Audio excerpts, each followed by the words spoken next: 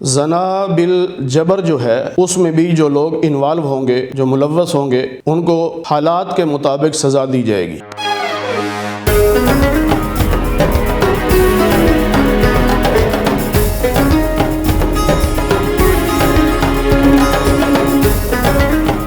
जना बिल रज़ा की सज़ा तो सबको मालूम है, तो जना बिल जबर की क्या सज़ा होगी? जना बिल जबर जो है उसमें भी जो लोग इन्वॉल्व होंगे, जो मुलव्वस होंगे, उनको हालात के मुताबिक सज़ा दी जाएगी। सख्त से सख्त सज़ा दी जाए और सरेआम सज़ा दी जाए ताकि दूसरों को सबक हो जाए।